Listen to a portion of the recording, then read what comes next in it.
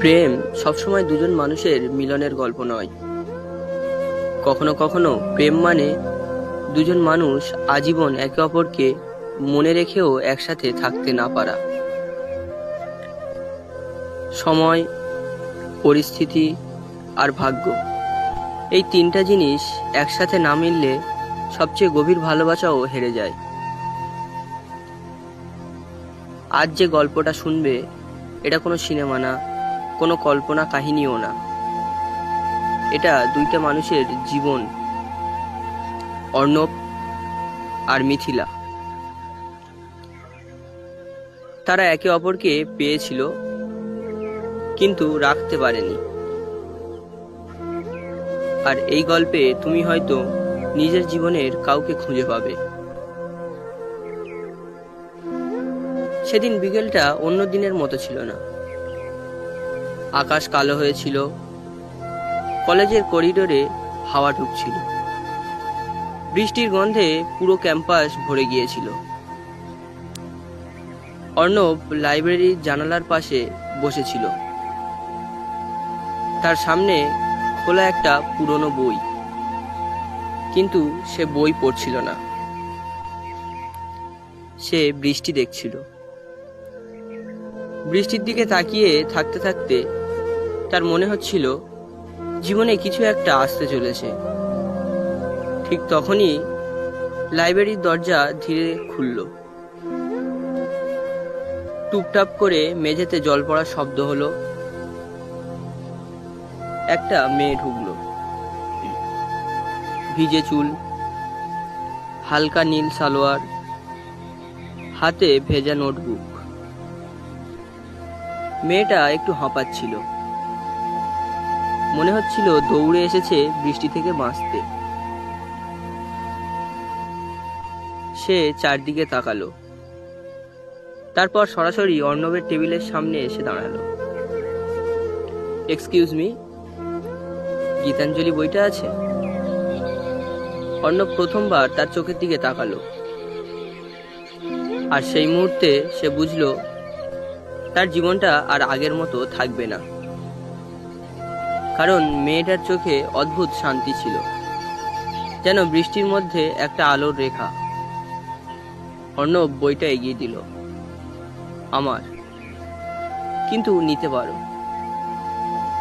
মেয়েটা একটু হেসে বলল, ধন্যবাদ, কালকে দিয়ে দেব। অর্ণব বলল, একটা শর্তে। কি শর্ত? এক কাপ চা খাওয়াতে হবে। মেয়েটা হেসে ফেলল।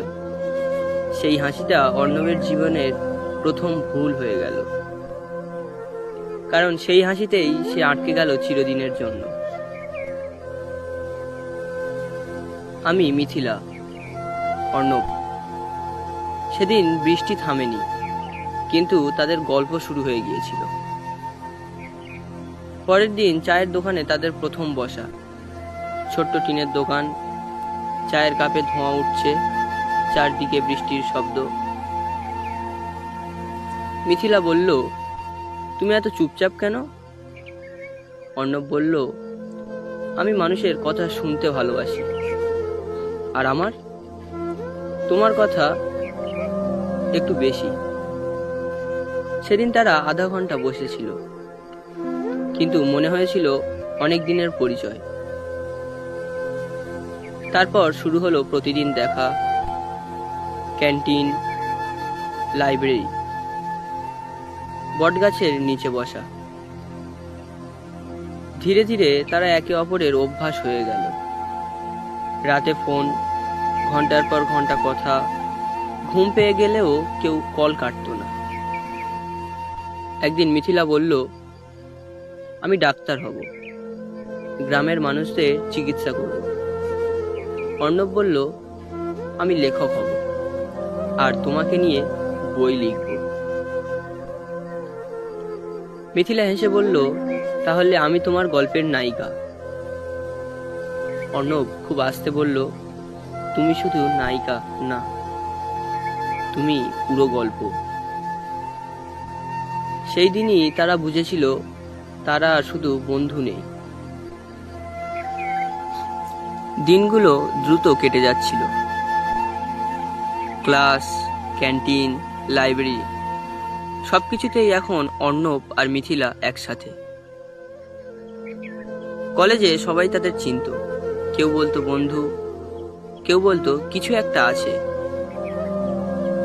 কিন্তু তারা নিজেরাই তখনও শব্দটা উচ্চারণ করেনি।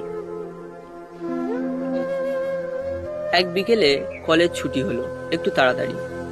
আকাশে হালকা মেঘ, বৃষ্টির আগের নরম হাওয়া বইছে। মিথিলা বলল, চলো কোথাও হাঁটতে যাই। অর্ণব বলল, কোথায়? মিথিলা দূরের দিকে আঙুল দেখালো, নদীর ধারে। নদীর পাড়ে তখন প্রায় কেউ নেই। জল ধীরে ধীরে বয়ে যাচ্ছে, আকাশে সূর্য ডুবছে। হালকা বাতাসে মিথিলার চুল উঠছিল। সে রেলিং ধরে দাঁড়িয়েছিল চুপচাপ। অর্ণব তার পাশে গিয়ে দাঁড়ালো। কি ভাবছো? মিথিলা একটু সময় নিল। তুমি কখনো কাউকে হারানোর ভয় পেয়েছো? অর্ণব অবাক হলো। কেন? মিথিলা আসতে বলল, কারণ আমি পাচ্ছি। অর্ণবের বুক কেঁপে উঠল। কাকে হারানোর? মিথিলা তার দিকে তাকালো। চোখে জল চিকচিক করছিল। তোমাকে। চারদিকে হাওয়া থেমে গেছে যেন। অর্ণব কিছু বলতে পারছিল না, তার হাত কাঁপছিল। আমি জানি না এটা কি, বন্ধুত্ব নাকি অন্য কিছু, কিন্তু তুমি একদিন কথা না বললে আমার পুরো দিনটাই খারাপ হয়ে যায়। তুমি অন্য কারোর সাথে বেশি কথা বললে আমার রাগ হয়, আর তুমি অসুস্থ হলে আমার মনে হয় আমি ঠিকমতো শ্বাস নিতে পারছি না।